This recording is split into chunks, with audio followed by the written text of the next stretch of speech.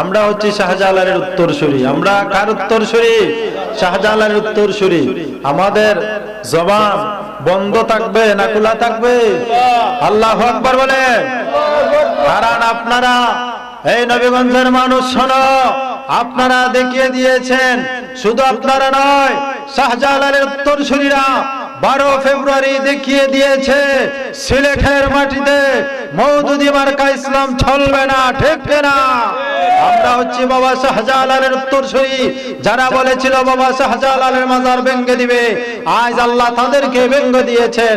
লম্বা কথা বলেছিল তারা, লজ্জা নাই শরম নাই, একটি আসনে পাস করতে পারে নাই, ঠিক না? লজ্জা শরম নাই।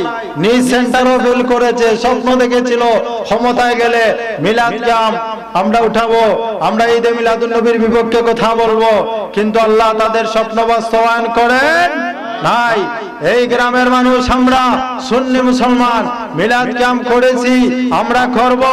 এই মিলাদ ক্যাম্পের জন্য আল্লামা মাহফুজ আলী সাহেব রহমাতুল্লাহ আলাইহি সৈয়দপুরের জমিনে রক্ত দিয়েছেন, তারপরও বাতিলের কাছে মাথা নত করেন নাই, ঠিক না? আমরা মিলাদ ক্যাম্প করেছি এবং করব ইনশাআল্লাহ। কেউ আমাদের আটকে রাখতে পারবে না, কেউ পারবে না। তা বন্ধুরা, বাবারা আমার, আমি যে কথা বলতেছিলাম 4 নাম্বার কারণ, 3টি বলছি, কয়টি মুখস্থ রাখবেন? 4 নাম্বারে কারণ প্রতিবেশীর হক। প্রতিবেশী বুঝেন আপনারা? কয় গজ বলতে পারবেন? 40টি গজ। কয় গজ? 40টি। আপনার সামনে পিছনে ডানে বামে 10 মিলিয়ে কত হয়? 40। হযরত লুকমান আলাইহিস সালাম বলেন, হে আমার রাখাল বন্ধুরা শোনো, আমি গরিব ছিলাম, কিন্তু আমার প্রতিবেশীর হক আমি কখনো নষ্ট করি নাই। আমার প্রতিবেশীর প্রতি আমি খেয়াল রেখেছি, তাদেরকে ভালোবেসেছি, মহব্বত করেছি।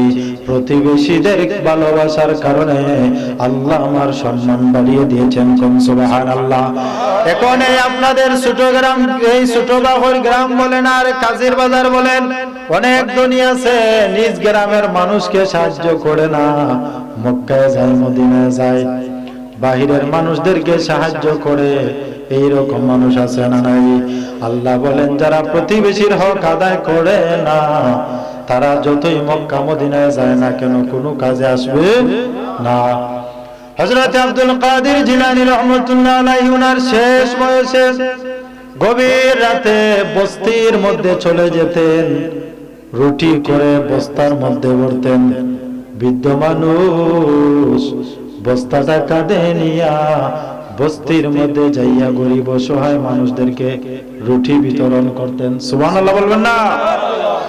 ওনার ছেলে আব্দুল্লাহ বলল, বাবা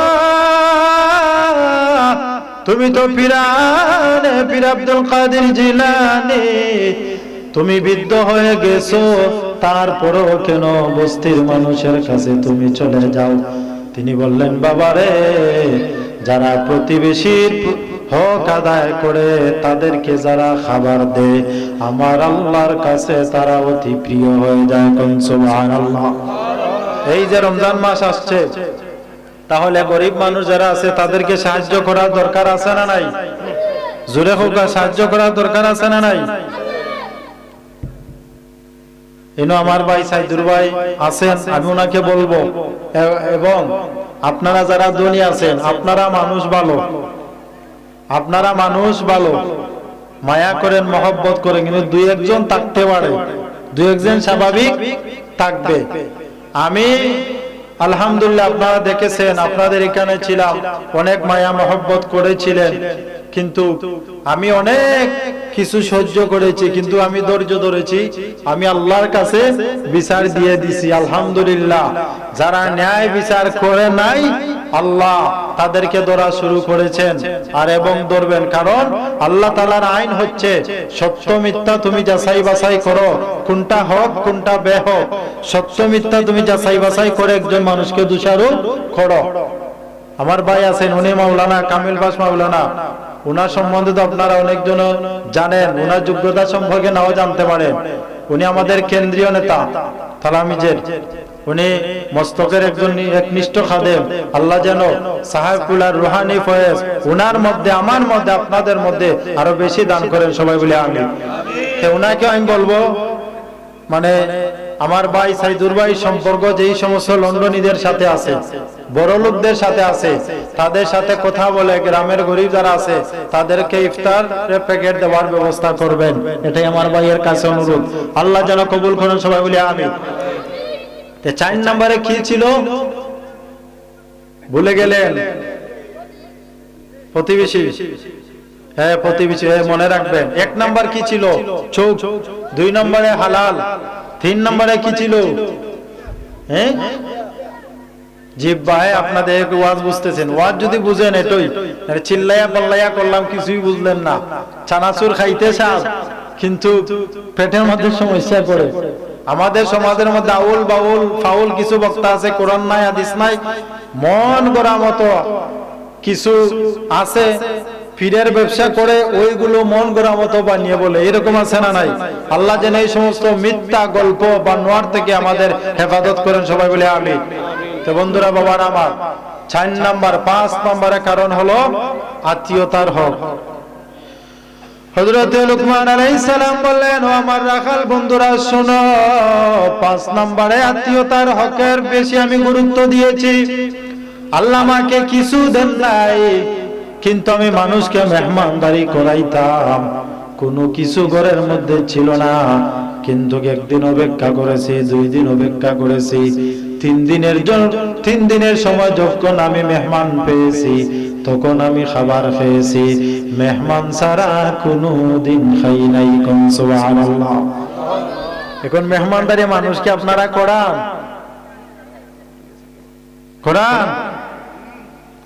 কারণ হলো মেহমানদারি মধ্যে অনেক সব, কিন্তু আমরা যে সিস্টেমে করি এটা সুন্নত বিরোধী।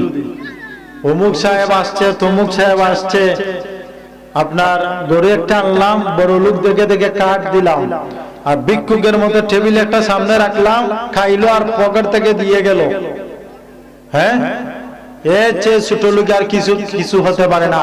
আরে ভাই, আপনি সেন্টারে বিয়ে পালান আর বাড়িতে পালান, সবচেয়ে সমাজের মধ্যে অবহেলিত গরিব যারা আছে তাদের খাবারের ব্যবস্থা করুন। কারণ আল্লাহর প্রিয় হতে গেলে মেহমানদারি করাতে হবে, মানুষকে খাওয়াইতে হবে। কোন সুবহানাল্লাহ। কারণ আমরা তো যেটা বুঝি যে মেহমানকে কোনোদিন আপনি খুশি করতে পারবেন না, আমরা আইটেমের চিন্তা করি। আমার শ্বশুর বাড়ির লোক আসবে, গরু না হাঁস না মুরগি, এটা চিন্তা করে, কিন্তু সাহাবায়ে কেরামরা এটা চিন্তা করতেন না। তারা চিন্তা করতেন কি? সব সময় এইটাই চিন্তা করেন, ঘরের মধ্যে যা আছে তাই দিয়ে মানুষকে মেহমানদারি করাবো। কোন সুবহানাল্লাহ। মানুষকে আপনি খুশি করতে পারবেন না। একটা বিয়ের অনুষ্ঠান করেন, আপনার মেয়ের যতই ভালো খাবারের আয়োজন করেন না কেন, গাড়িতে উঠে বলবেন লবণ কম হয়েছে, তেল বেশি হয়ে গেছে। এই জন্য আমরা মানুষকে মেহমানদারি করাবো কার খুশির জন্য? আল্লাহর খুশি এবং রাজি করার লাগি। আল্লাহ যেন কবুল করেন, সবাই বলি আমিন। আমার বন্ধুরা, বাবারা আমার, আপনি যদি মানুষদেরকে মেহমানদারি করান, মানুষ খুশি হয়ে আপনার জন্য দোয়া করবে, আল্লাহ আপনার জীবনকে পরিবর্তন করে দিবে। আল্লাহর নবীর একজন সাহাবী যার নাম হযরত সাদ বিন রাবি রাদিয়াল্লাহু তাআলা আনহু, আল্লাহর রাসূল যখন মক্কা ছেড়ে যখন আল্লাহর হাবিব মদিনায় চলে গিয়েছিলেন, তখন অনেক সাহাবীর আল্লাহর হাবিবের চেহারা দেখে তারা মুসলমান হয়ে গিয়েছিল। কোন সুবহানাল্লাহ।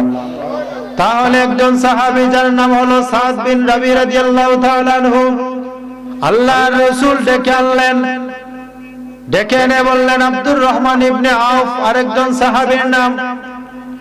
ডেকে এনে বললেন, ও সাদ ইবনে রাবি শোনো, আজ থেকে আব্দুর রহমান ইবনে আউফ হলো তোমার ভাই। সুবহানাল্লাহ বলো, তোমার ভাই। যেমন এখানে সাইদুর ভাই আছেন, আমি আপনাদের একজনকে ওনার মাধ্যমে দিলাম, আর ওনার হাতের সাথে হাত রেখে বললাম যে ভাই সাইদুর ভাই, উনি আপনার ভাই। কথাগুলো বুঝতেছেন আমার? আল্লাহর হাবিব বললেন আব্দুর রহমান ইবনে আউফ তোমার ভাই। মুসলমান তুমি আমি কেমন সুন্নি, শুধু মুখে সুন্নি দাবি করি, পকেট থেকে টাকা বের হয় না, ঠিক কিনা? যান সুন্নি মাদ্রাসার জন্য কালেকশনে যান, সুন্নি ওয়াজ মাহফিলে যান, পকেট থেকে টাকা বের হয় না, অল্প।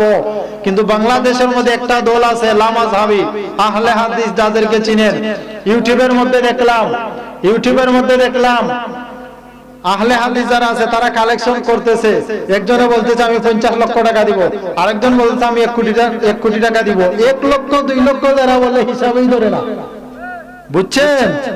তারা অর্থনৈতিক দিক দিয়ে সবল হবে না, আপনি আমি কি হব? আমাদের ধন সম্পত্তি আছে কিন্তু আমরা তো বিয়ে করতে চাই না, ওয়াজ মাহফিলে দিতে চাই না, হুজুরদেরকে দিতে চাই না।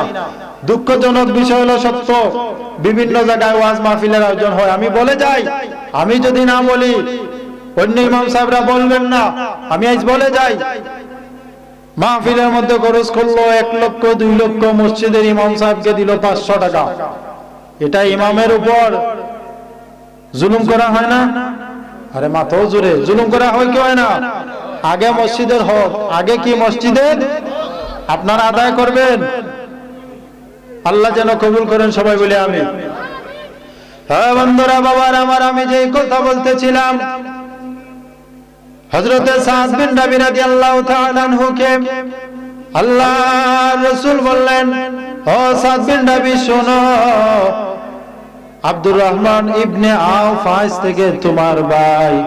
রিজাল শাস্ত্রবিদগণ লিখেছেন, ইবনে কাসির বর্ণনা করেছেন, যেই মাত্র বলেছেন আজ থেকে তোমার ভাই, ওই কথা বলার সাথে সাথে সাদ ইবনে রাবি ওনার বাড়িতে চলে গেলেন। বাড়িতে চলে যাইয়া একজন স্ত্রী রেখে বাকি স্ত্রীদেরকে তালাক দিয়ে দিলেন। কোন সুবহানাল্লাহ, বুঝতেছেন? উনি একজন স্ত্রী রাখলেন, বাকি স্ত্রীদেরকে তালাক দিয়ে দিলেন। শুধু তাই নয়, ওনার যত ধন সম্পদ ছিল তিনি 50% ভাগ করলেন, আব্দুর রহমান ইবনে আউফের নামে অর্ধেক লিখে দিলেন। লিখে দিয়া আল্লাহর হাবিবের সামনে তালাককৃত স্ত্রীকে আনলেন আর জায়গার কাগজটা নিয়ে আসলেন। আয়েশা বললেন, ইয়া রাসূলুল্লাহ, ইয়া হাবিবাল্লাহ, গো মায়ের নবী, দয়ার নবী, আপনি বলেছেন আমার ভাই আমার সম্পত্তির 50% অর্ধেক আব্দুর রহমান ইবনে আউফের নামে লিখে দিলাম। সুবহানাল্লাহ। আজ আমরা আপন বাইরে দিতে চাই না। হ্যাঁ, বুখারী শরীফের 2408 অথবা 908 নম্বরের হাদিস, আনাস বিন মালিক বর্ণনা করেছেন, আমার মুখের কথা নয়। আল্লাহর হাবিব খুশি হয়ে সাদ বিন রাবির জন্য দোয়া করলেন। আনাস বিন মালিক বর্ণনা করেন, উহুদ ময়দানে সাদ বিন রাবি রাদিয়াল্লাহু তাআলা আনহু যখন চলে গেলেন, আপনার আমার নবী হযরত যায়েদ বিন সাবিত রাদিয়াল্লাহু তাআলা আনহুকে তিনি বললেন, ও যায়েদ বিন সাবিত শুনো, উহুদ প্রান্তরে সাদ বিন রাবি শাহাদাত বরণ করবে, তুমি যখন তার সাথে দেখা করবা আমার পক্ষ থেকে তুমি তাকে সালাম জানাইয়া দিবা, আর সে যেই অবস্থায় থাকে না কেন তাকে তুমি জিজ্ঞেস করবা যে সাদ বিন রাবি তুমি কেমন আছো। কোন সুবহানাল্লাহ। হে বন্ধুরা, বাবার আমার, উহুদ ময়দানে যায়েদ বিন সাবিত চলে গেলেন, গিয়ে দেখলেন অনেক সাহাবায়ে কেরাম শাহাদাত বরণ করেছেন। হযরত সাদ বিন রাবি রাদিয়াল্লাহু তাআলা আনহু তিনি শাহাদাতের মুহূর্তে উনি শাহাদাত বরণ করবেন, গিয়ে দেখলেন একটি নয় দুটি নয় তরবারি এবং তীরের 70টি আঘাত লেগেছে। কোন মারহাবা। 70টি আঘাত লাগার পরেও যায়েদ বিন সাবিত বলেন, ইমাম বুখারী বর্ণনা করেছেন, আনাস বিন মালিক বলেন, হে দুনিয়ার মানুষেরা শোনো, যেই মাত্র দেখলেন 70টি আঘাত থাকার পরেও যায়েদ বিন সাবিত সালাম দিলেন। সালাম দিয়া বললেন, আল্লাহর রাসূলের পক্ষ থেকে তুমি সালাম গ্রহণ করো। তিনি সালামের জবাব দিলেন। যায়েদ বিন সাবিত বলেন, ও ভাই সাদ বিন রাবি তুমি কেমন আছো? যদিও দেখতেছি তোমার অবস্থা ভালো না, আল্লাহর রাসূল বলেছেন তুমি কেমন আছো এই কথা যেন আমি জিজ্ঞেস করি, কোন আল্লাহু আকবার। তুমি কেমন আছো রে সাহাবী, আল্লাহর হাবিব বলেছেন আমি যেন জিজ্ঞেস করি। সাহাবী মুস্কি হেসে দিয়ে বললেন, যায়েদ বিন সাবিত তুমি আল্লাহর রাসূলকে আমার পক্ষ থেকে সালাম জানাইয়া দিবা, আর বলবা সাদ বিন রাবির জন্য টেনশন না করেন, উহুদ প্রান্তরে আল্লাহর জান্নাতের নিয়ামত ভোগ করতেছি। কোন সুবহানাল্লাহ। সাল্লাল্লাহু আলা মুহাম্মাদ।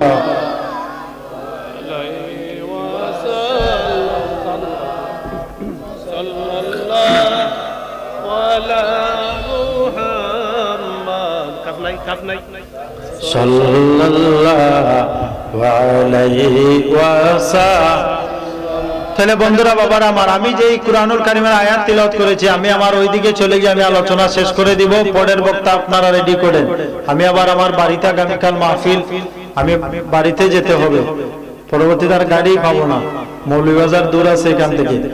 বন্ধুরা বাবারা আমার, আমি আমার আলোচ্য বিষয়ে চলে যাই। আমি যে কথা বলতেছিলাম, পাঁচটি কারণে হযরত লুকমান আলাইহিস সালাম সবচেয়ে সম্মানিত হয়েছিলেন।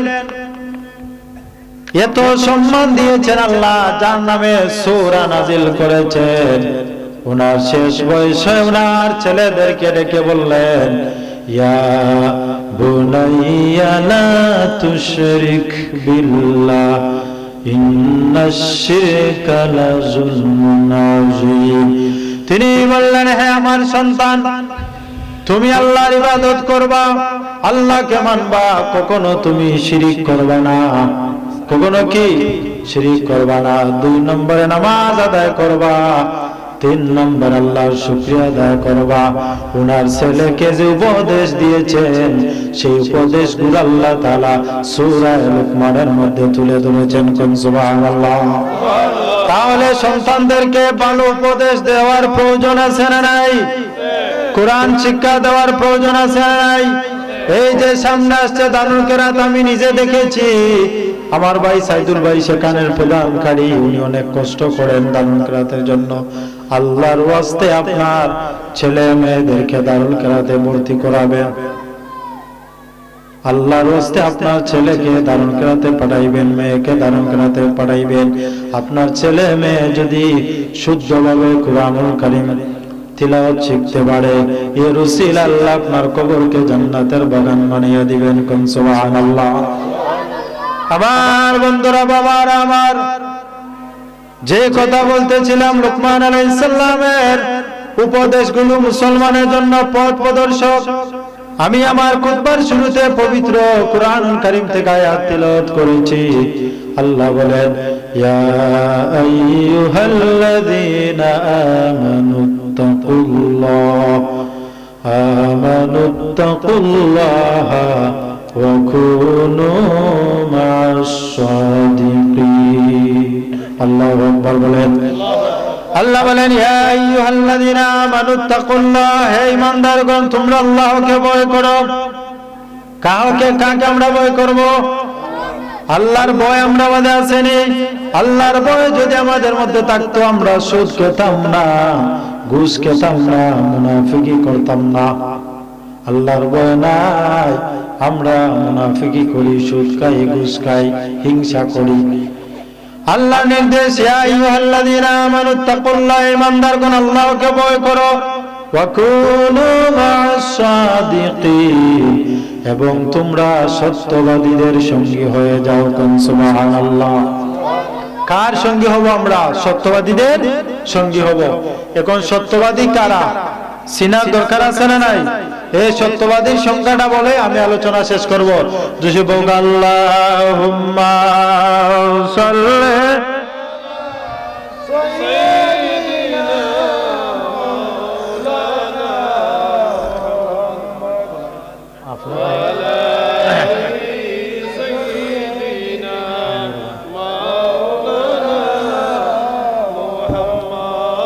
اللهم صل على سيدنا مولانا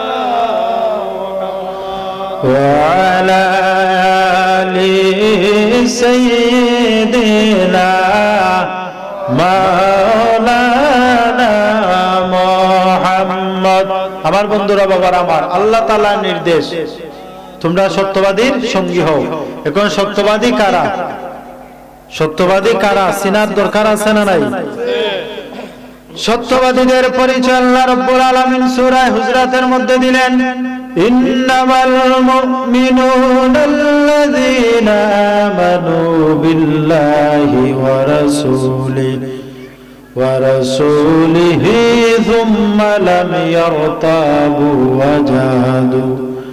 ওয়াজাহাদু বিআমওয়ালিহিম ওয়া আনফুসিহিম। আল্লাহ রাব্বুল আলামিন বলেন, নিশ্চয়ই সত্যবাদী হলো তারা যারা ঈমান এনেছে আল্লাহর উপর এবং আল্লাহর রাসূলের উপর, সুম্মা লাম ইয়ারতাবু, কোনো সন্দেহ নাই ইসলামের মৌলিক বিষয়ের উপর, অর্থাৎ আপনি আকীদার বিষয় বলেন, ইসলামের শরিয়া আইনের বিষয় বলেন, আল্লাহর রাসূলের ক্ষেত্রে, ফেরেশতার ক্ষেত্রে, সব কিছুর ক্ষেত্রে যে সন্দেহ করল না সেই হলো সত্যবাদী। কোন সুবহানাল্লাহ। শুধু তাই নয়, যারা জিহাদের ময়দানে যাইয়া যুদ্ধ করল, জীবন দিল আল্লাহর রাস্তায়, আল্লাহ বলেন তারাই হলো সত্যবাদী। কোন সুবহানাল্লাহ। তাহলে সুম্মা লাম ইয়ারতাবু, সে সন্দেহ, কোন বিষয়ে সন্দেহ আনলো না। এই আয়াতের ব্যাখ্যায় সমস্ত মুফাসসিরগণ একমত, প্রত্যেকটা বিষয়, অর্থাৎ আপনি পবিত্র কুরআনুল কারীমের সব কিছু মানলেন, এখন একটি অক্ষর মানলেন না, আপনি মুসলমান না কাফের? কথা বলেন। মুসলমান হতে হলে কোরআন শরীফের প্রথম থেকে মিনাল জিন্নাতি ওয়ান নাসির সিন পর্যন্ত মানতে হবে, তাহলে পরিপূর্ণ ঈমানদার হতে পারবেন। এখন আপনি বললেন যে ইসলামের আইন মানেন না, শরীয়তের আইন মানেন না, আপনি সত্যবাদী হতে পারলেন না। এখন আমরা অনেক মানুষ আছি, আমরা অনেক হিন্দু ভাইদেরকে বলি উনি খুব সত্যবাদী, কিন্তু আল্লাহ কি বলেছেন, ইয়া আইয়ুহাল্লাযীনা আমানুত্তাকুল্লাহ, হে ঈমানদারগণ আল্লাহকে ভয় করো। তেতে বোঝা গেল কি, সত্যবাদী ছাড়া, ঈমানদার ছাড়া কেউ সত্যবাদী হতে পারে? জোরে বলুন, ঈমানদার ছাড়া, ঈমান আনা ছাড়া কেউ সত্যবাদী হতে পারে না। তাহলে সত্যবাদী হতে হলে এক নাম্বার কি লাগবে? এক নাম্বার তার ঈমান থাকতে হবে, এক নাম্বার ঈমান থাকতে হবে, দুই নাম্বার আল্লাহর ভয় থাকতে হবে, আকীদা ঠিক থাকতে হবে। এখন আপনি মুখে বললেন একটা, অন্তরে আরেকটা, তাহলে আপনি মুনাফিক, আপনি সত্যবাদী হতে পারেন নাই। সত্যবাদী হতে হলে এক নম্বরে ঈমানদার হওয়া লাগবে। কোন আল্লাহু আকবার, আল্লাহুম্মা সাল্লি আলা,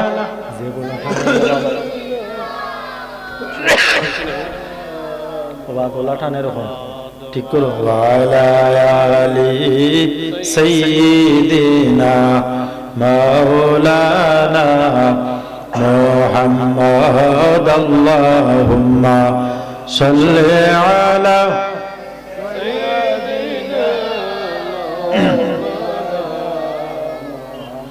ওয়ালা আলি সাইয়্যিদিনা মাওলানা মুহাম্মদ।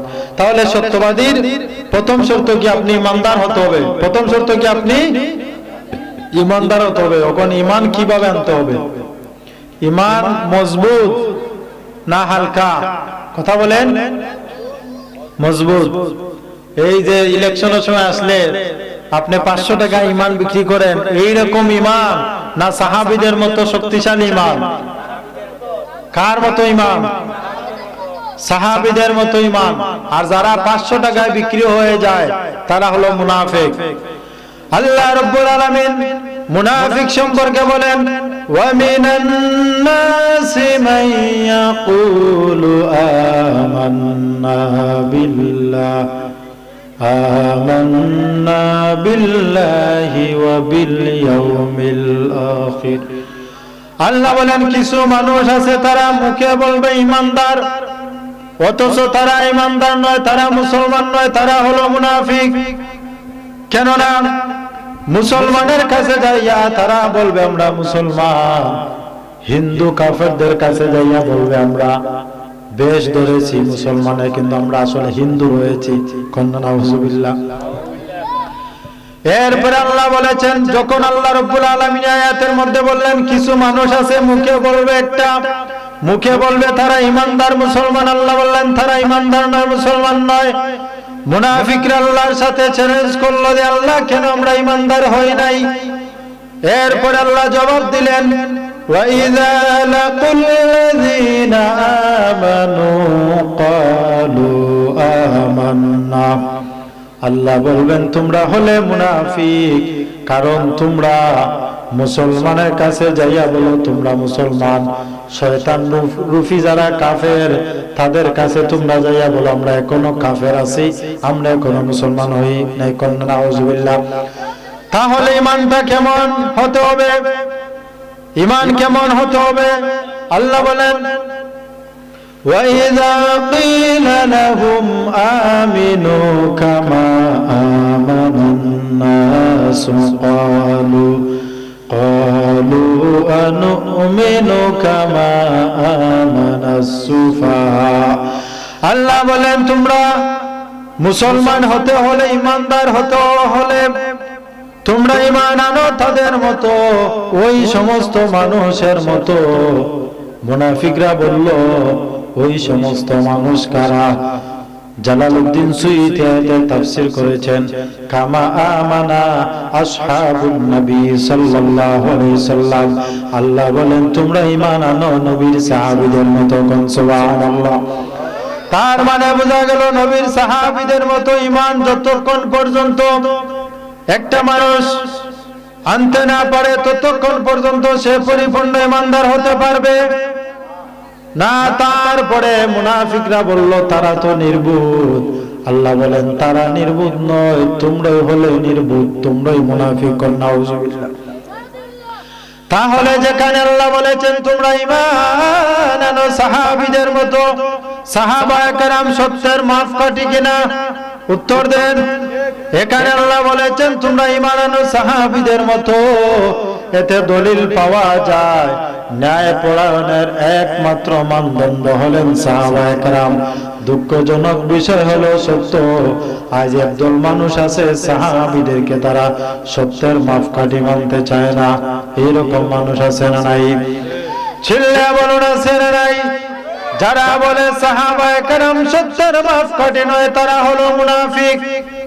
কারণ তারা মুনাফিকি করবে। আল্লাহ রাব্বুল আলামিন কোরআনুল কারীমের আয়াত নাজিল করে চূড়ান্ত সিদ্ধান্ত আল্লাহ জানিয়ে দিলেন মুনাফিকদেরকে, যতক্ষণ পর্যন্ত সাহাবীদের মতো ঈমান আনতে পারবে না আমি আল্লাহ ততক্ষণ পর্যন্ত মুসলমান হিসাবে স্বীকৃতি দিতে পারি না। আমার বন্ধুরা, বাবারা, সাহাবীদের মতো তাদের কেমন ঈমান ছিল? আল্লাহর নবীর সাহাবী হযরত আবু বকর সিদ্দিক রাদিয়াল্লাহু তাআলা আনহু বদর যুদ্ধে তিনি যুদ্ধ করেছিলেন। ওনার সন্তান আব্দুর রহমান ছিল ইসলামের বিপক্ষে, উনি লড়াই করেছেন ইসলামের পক্ষে। আব্দুর রহমান মুসলমান হওয়ার পরে বললেন, বাবা বদর প্রান্তরে আমি তোমার বিপক্ষে ছিলাম, তুমি ছিলে আল্লাহর রাসূলের পক্ষে, ইসলামের পক্ষে, কিন্তু গো বাবা তোমাকে আমি অনেকবার আমার হাতের কাছে পেয়েছি, তোমাকে হত্যা করি নাই। তোমার প্রতি আমার মায়া হয়েছে, কারণ তুমি আমার বাবা। সিদ্দিক আকবর বলেন, ওয়াল্লাহিল কাবা, কাবার মালিক আল্লাহর কসম রে আমার সন্তান আব্দুর রহমান, বদর প্রান্তরে তুমি আমাকে কাছে পাওয়ার পরে হত্যা করো নাই, মায়া লেগেছে, আমি তোমার বাবা। কিন্তু আল্লাহর কসম করে বলি আব্দুর রহমান, সেই বদর প্রান্তরে যদি তোমাকে আমি কাছে পেতাম আমার তরবারি দিয়া তোমার গর্দানটা উড়াইয়া দিতাম। আল্লাহু আকবার বলে। কেমন কথা! আজ শিক্ষক, মাদ্রাসা শিক্ষক, মক্তবের শিক্ষক ছাত্রদের খেবারতে পারেন না, মানুষ নির্যাতন করে যাইয়া, ঠিক না? বলে কেন বললেন? জাত করে লাগে। আর সিদ্দিক আকবর বললেন যে তুমি আমার সন্তান হলো, তোমাকে ক্ষমা করতাম না, একবার যদি আমি তোমাকে পেতাম তোমার গর্দানটা উড়াইয়া দিতাম। কেন? তুমি ছিল আল্লাহ রাসূলের বিপক্ষে। এই ছিল তাদের ঈমান। এই ছিল কি তাদের ঈমান? শুধু তাই নয়, আল্লাহর নবীর আরেকজন সাহাবী যার নাম হলো হযরত আম্মার ইবনে ইয়াসির রাদিয়াল্লাহু তাআলা আনহু। এই ছোট বাহিনীর মুসলমান, আমার মা বোনেরা, ইসলাম তো সহজে পাইয়া গেছো, আর বক্তারা আইসা জান্নাতের টিকিট দিয়া যায়, নামাজ লাগবে না, ওয়াজ শুনলে জান্নাতে যাবে। আপনারা মনে করছেন হ্যাঁ ঠিক আছে। শোনা মুসলমান, জান্নাত তো সুজা নাই। আল্লাহর নবীর একজন সাহাবী যার নাম হলো হযরত আম্মার ইবনে ইয়াসির। আম্মার ইবনে ইয়াসির, উনার মায়ের নাম ছিল হযরত সুমাইয়া। নাম কি ছিল? হযরত সুমাইয়া। আম্মার ইবনে ইয়াসির, সুমাইয়া এবং তার সন্তান তিনজন মিলে ছিল মক্কার মধ্যে একটা গরিব পরিবার। কয়জন মিলে? তিনজন মিলে। হযরত সুমাইয়া রাদিয়াল্লাহু তাআলা আনহার সামনে আম্মার ইবনে ইয়াসিরের শরীরের মধ্যে, মরুভূমির মধ্যে জীবন্ত আম্মারের শরীরে আগুন ধরিয়ে দিল। আবু জেহেল কোন নাউজুবিল্লাহ। সত্য মিথ্যার লড়াই কেমন? মুসলমান শোনো, জীবিত আম্মারের শরীরে আগুন ধরিয়ে দিল। একটা মানুষ আবু জেহেলের ভয়ে কথা বলে নাই। আল্লাহ রাসূলের দরবারে একজন যাইয়া বলল, ইয়া রাসূলুল্লাহ, আপনার প্রিয় সাহাবী আম্মারের শরীরে আগুন ধরিয়ে দিয়েছে। আপনার আমার নবী নূর নবীজি তাড়াতাড়ি আসলেন। আম্মারের শরীরের মধ্যে আগুন ধরিয়ে দিয়েছে। কিন্তু মা সুমাইয়া, কেমন মায়ের ঈমান ছিল! মা সুমাইয়া ডাক দিয়ে বললেন, রে সন্তান আম্মার ইবনে ইয়াসির, তুমি ধৈর্য ধরো, আল্লাহ তোমাকে সাহায্য করবেন। কোন সুবহানাল্লাহ। হে আমার সন্তান, তুমি ধৈর্য ধরো, আল্লাহ তোমাকে সাহায্য করবেন। জীবিত আম্মারের শরীরে আগুন ধরিয়ে দিল। মরুভূমির মাটিতে তিনি ঘোরাঘুরি খাচ্ছিলেন। আল্লাহ রাসূল আয়েশা দেখলেন শরীরের মধ্যে আগুন লেগে গিয়েছে। আপনার আমার নবী ডাক দিয়ে বললেন, হে আগুন থামো। কুল্লা ইয়া নারু কুনি বারদাও ওয়া সালামান আলা আম্মার ইবনে ইয়াসির ওয়া কুনতা আলা ইব্রাহিম। কোন আল্লাহু আকবার। হে আগুন, তুমি আমার আম্মার ইবনে ইয়াসিরের জন্য তুমি ঠান্ডা হয়ে যাও, যেভাবে শান্তি হয়েছিল হযরত ইব্রাহিমের জন্য। কোন সুবহানাল্লাহ। আল্লাহ আল্লাহ আল্লাহ আল্লাহ আল্লাহ আল্লাহ আল্লাহ আল্লাহ আল্লাহ আল্লাহ আল্লাহ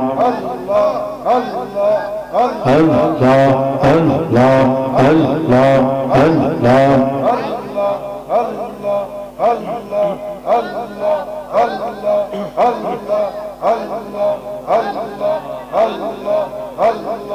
আল্লাহ লা ইলাহা ইল্লাল্লাহ মুহাম্মাদুর রাসূলুল্লাহ। তাহলে বোঝা গেল সত্য মিথ্যার লড়াইয়ে কখনো মুনাফিক কাফেরদের কাছে আপোষ করা যাবে না। কিন্তু মায়ের সামনে সন্তানকে আগুন ধরিয়ে দিয়েছে, মা বলেছে ধৈর্য ধরো, আল্লাহ তোমাকে সাহায্য করবেন। তাহলে ঈমান এমন ভাবে মজবুত করতে হবে সাহাবীদের মতো।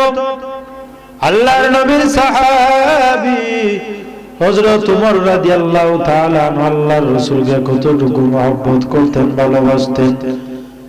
একজন মুনাফিক মুসলমান আর একটা হিন্দুর বিচার করেছিলেন আল্লাহর রাসূল। ঘটনাক্রমে রায় চলে গেল হিন্দুর পক্ষে। মুনাফিক মুসলমান হযরত ওমরের কাছে যাইয়া বলে, আমি সানি বিচার করাবো। কি করাবো? সেকেন্ড বিচার।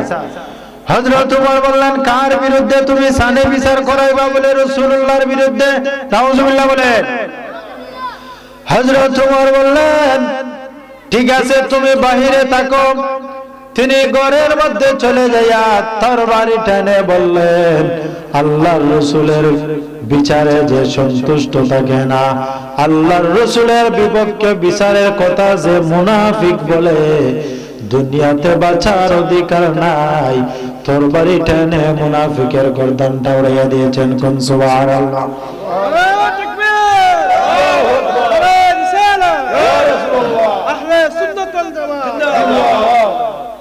আমার বন্ধুরা, বাবার আমার, মুনাফিক মারাত্মই কঠিন। মুনাফিকের মতো মুনাফিক কাফের চাইতে আরো নিকৃষ্ট। ওনাকে বলবে, সাইদুল ভাই, ইমাম সাহেব তুমি খুব ভালো, আপরকে যাইয়া সমালোচনা করবে। এই জন্য আল্লাহ মুনাফিকদের ব্যাপারে কঠোর ভাবে বলেছেন, যে মুনাফিকি করবে আল্লাহ জান্নাতে কোনোদিন যেতে পারবে না। আপনি চোর ধরতে পারবেন, ডাকাত ধরতে পারবেন, সুদখোর ধরতে পারবেন, জিনাখোর ধরতে পারবেন, মদখোর ধরতে পারবেন, তো মুনাফিককে আপনি ধরা এত সহজ না। ইমাম সাহেব হুজুর কি বলে? মুনাফিককে আপনি ধরতে পারবেন না এত সহজে। চোর ধরা যায়, ডাকাত ধরা যায়, মুনাফিক ধরা যায় না। কিভাবে? আমি একটি ঘটনা বলি। রাসূলুল্লাহ জলিলুল কদর সাহাবী যায়েদ ইবনুল হারিস, হযরত যায়েদ রাদিয়াল্লাহু তাআলা আনহু, হযরত যায়েদ রাদিয়াল্লাহু তাআলা আনহু, এই সূরা রহমানের ফজিলতে তাফসীর ইবনে কাসিরের মধ্যে ইমাম ফখরুদ্দিন রাজি তিনি ঘটনাটি উল্লেখ করেছেন। হযরত যায়েদ রাদিয়াল্লাহু তাআলা আনহু তিনি একবার সফরে বের হলেন। ওনার সাথে একজন সঙ্গী নিলেন। যেমন আমরা যদি কোনো জায়গায় যাই, সফর সঙ্গী আনি কিনা, যে একজন মানুষ সাথে নিয়ে যাই। হযরত যায়েদ তিনি একজন সফর সঙ্গী নিয়ে গেলেন। তায়েফের কাছাকাছি যখন চলে গেলেন, উনি ক্লান্ত হয়ে পড়লেন। অনেক জায়গা তো তিনি ওনার সফর সঙ্গীকে বললেন যে, ভাই, একটা গর্ত দেখা যায়, ওইখানে একটু রেস্ট নিব, গুড়া বাঁধো। হযরত যায়েদ ওনার সঙ্গীকে নিয়ে গেলেন, সেখানে তিনি ঘুমিয়ে পড়লেন। ক্লান্ত মানুষ তো, আপনি যদি যাতায়াত করেন পরিশ্রম হয় কিনা, যারা কাজ করে পরিশ্রম হয় কিনা। হযরত যায়েদ তিনি ঘুমিয়ে পড়লেন। ওনার যখন ঘুম ভেঙে গেল, ঘুম থেকে ওঠার পরে উনি দেখেন ওনার হাত বাঁধা, পা বাঁধা। ওনার কি হাত বাঁধা, পা বাঁধা, পা বাঁধা। হযরত যায়েদ বললেন, রে ভাই, আমার হাত বাঁধা কেন, পা বাঁধা কেন, তার কারণ কি? কে বেঁধেছে? উনার সফর সঙ্গী, উনি ছিলেন নাই। সেই লোকটি উত্তর দিল, রে যায়েদ, আমি বেঁধেছি। বলে, তুমি না আমার ভাই? আল মুসলিম ওয়াকুল মুসলিম, মুসলমান ভাই ভাই, তুমি না আমার ভাই? তুমি কেন আমার হাত বেঁধেছো, পা বেঁধেছো? কেন বেঁধেছো? বলে ওই লোকটি জবাব দিল যে, আমি দেখাইছি তোমাদের সামনে আমি ভাই, কিন্তু আসলে আমি ভাই নাই, আমি মুনাফিক হয়ে গেছি। সে বলল যে, আমি আল্লাহ রাসূলের সামনে দেখিয়েছি যে আমি মুসলমান হয়ে গেছি, কিন্তু আমি অন্তর থেকে মুসলমান হয়ে নাই। মুখ দিয়ে কালেমা পড়েছি আর একটু অভিনয় করেছি আমি মুসলমান, কিন্তু আসলে আমি মুসলমান নয়, আমি মুনাফিকই হয়ে গেছি। কোন নাউজুবিল্লাহ। তখন তিনি বললেন, আমার সাথে কি শত্রুতা আমি তোমার? মুনাফিক বলল, তোমার সাথে কোনো শত্রুতা আমি নাই। তাহলে কেন বেঁধেছো? বলে, তুমি আল্লাহর রাসূলের কাছের মানুষ, রাসূলুল্লাহর পালক পুত্র যায়েদ, আমি তোমার সাথে কোনো শত্রুতা আমি নাই। তোমাকে যদি আমি হত্যা করি, আল্লাহর রাসূল কষ্ট পাবেন, আর এটাই চাই। কোন নাউজুবিল্লাহ। তখন সময় হযরত যায়েদ রাদিয়াল্লাহু তাআলা আনহু তিনি এমন সময় কি করবেন, এমন সময় তিনি কি করবেন কোনো কিছুই খুঁজে পান না। হঠাৎ আল্লাহর রহমান নামের কথা স্মরণ হইল। অর্থাৎ আপনি যাই কিছু করেন না কেন, আল্লাহ তাআলার এক নাম হলো রহমান। আল্লাহ তাআলার এক নাম কি? রহমান। রহমান বলে যখন আল্লাহকে ডাক দিবেন, আল্লাহ আপনাকে সাহায্য করবেন। কোন সুবহানাল্লাহ। হযরত যায়েদ নিরুপায় মরুভূমির মধ্যে, এই গুহার মধ্যে কে সাহায্য করবে? তিনি আকাশের দিকে তাকিয়ে বললেন, আগিসনি ইয়া রহমান। আল্লাহু আকবার বলে। তিনি বললেন আগিসনি, হে রহমান তুমি আমাকে সাহায্য করো। মুনাফিক তরবারি নিল, হযরত যায়েদের গর্দান উড়াইয়া দিবে ওনার সামনে চলে গেল। হঠাৎ বাহির থেকে আওয়াজ আসলো, হে মুনাফিক লা তাকতুলু, সাবধান তুমি যায়েদকে হত্যা করো না।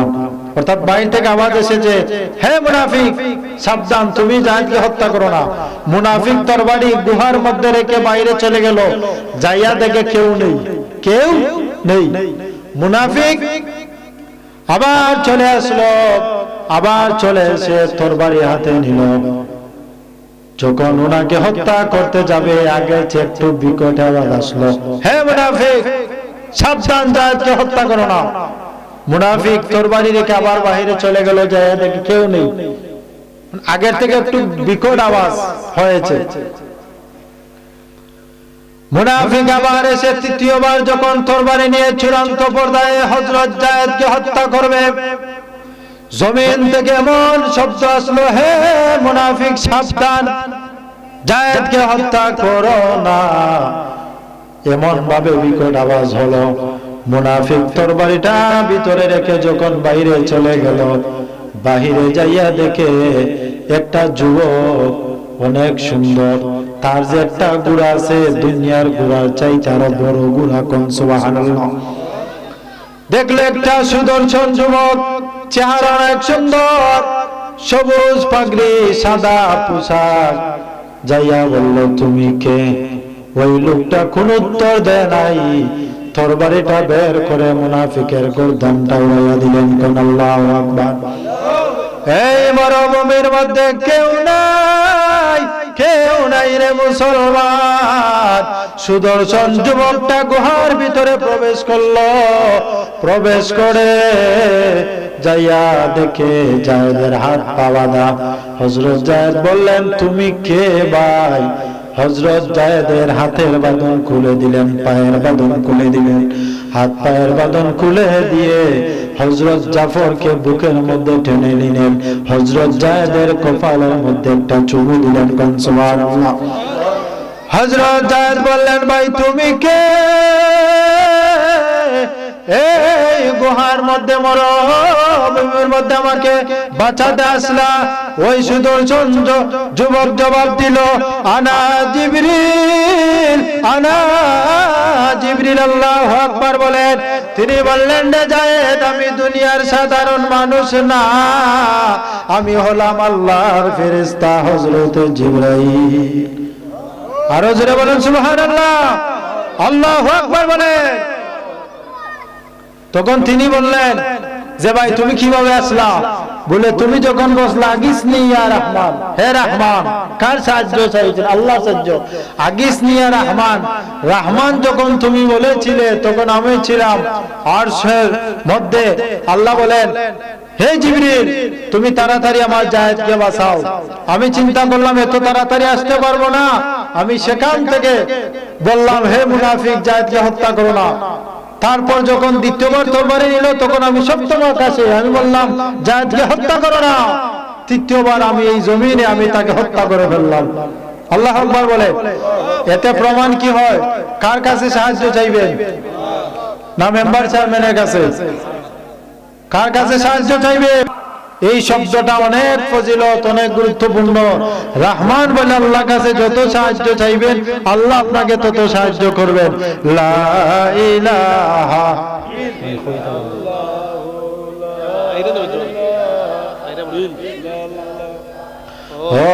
লা ইলাহা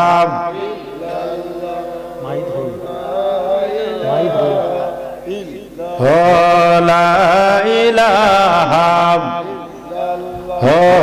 লা ইলাহা সুবহানাল্লাহ ওয়ালহামদুলিল্লাহ লা ইলাহা লা ইলাহা হাসবি রাব্বি জাল্লাল্লাহ মা ফি কলবি নূর মুহাম্মদ লা ইলাহা মাইকে দেখেন ছবি তুলাইলাম আমরা লা ইলাহা মাইকে দাও লা ইলাহা হাসবি রাব্বি জাল্লাল্লাহ মা ফি কলবি নূর মুহাম্মদ লা ইলাহা লা ইলাহা ইল্লাল্লাহ মুহাম্মাদুর রাসূলুল্লাহ সাল্লাল্লাহু আলাইহি ওয়াসাল্লাম। তো বন্ধুরা বাবারা আমার, মাইকে তুলবে না ইয়ো আমরা সবাই ধরে ইয়ো বন্ধুরা বাবারা আমার, এই দুনিয়ার মধ্যে আমরা সবাই কি চিরস্থায়ী না কোন স্থায়ী? কেউ আমরা বাঁচবো না। হিংসা নিন্দা বাদ দিবেন, ঠিক আছে? মানুষকে ভালোবাসার নজরে দেখবেন। কেউ যদি ভুল করে বলবে যে ভাই ওইটা সঠিক হয় নাই, ওইটা সঠিক হয় নাই, ওইটা শুদ্ধ করো, ওইটা কি করো শুদ্ধ করো, সুন্দর পরামর্শ দিবে।